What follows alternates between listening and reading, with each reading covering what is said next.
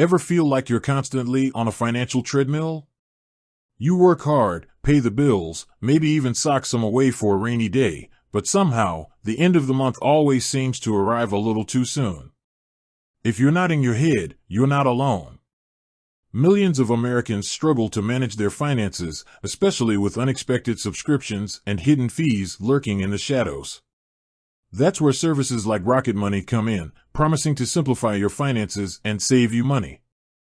But is it really all sunshine and rainbows?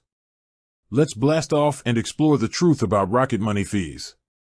Breaking down the basics. Rocket Money is a financial technology, fintech, company that offers a suite of tools designed to help you manage your subscriptions and find areas to cut back on spending. Their flagship service is automatic bill negotiation, which attempts to haggle down your monthly bills on your behalf. Sounds like a dream, right? Here's the deal: Rocket Money doesn't operate on a flat monthly fee. Instead, they take a success-based cut of your savings. So, if they successfully negotiate a lower rate on your cable bill, for example, they'll keep a portion of the difference between your original bill and the negotiated amount. The fee breakdown. Now, the exact percentage Rocket Money takes varies depending on the type of bill and the amount saved. Here's a general breakdown.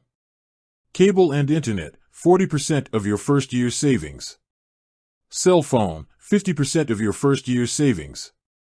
Gym memberships, varies, typically a one-time fee. It's important to understand that these are just estimates.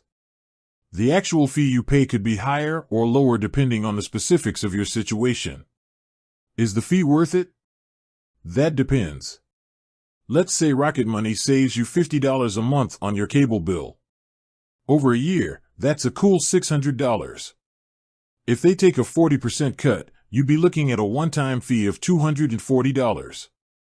In this scenario, you still come out ahead by $360.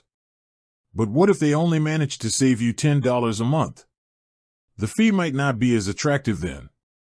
Ultimately, the value of Rocket Money hinges on how successful they are at negotiating lower rates for your specific bills. Exploring the alternatives. Before you jump on the Rocket Money bandwagon, consider these alternatives. Negotiate yourself. A little research and a polite phone call can go a long way with many service providers. They'd rather keep you as a customer than lose your business altogether. Utilize free bill negotiation apps. Several free apps offer similar services to Rocket Money, with the savings going directly to you. Review your subscriptions regularly. How many streaming services are you actually using? Are you paying for a gym membership you haven't visited in months? Take control of your recurring charges by auditing your subscriptions regularly. Transparency is key. There's nothing inherently wrong with Rocket Money's business model. However, it's crucial to be aware of their fee structure before signing up. Don't get caught off guard by unexpected deductions. The final verdict.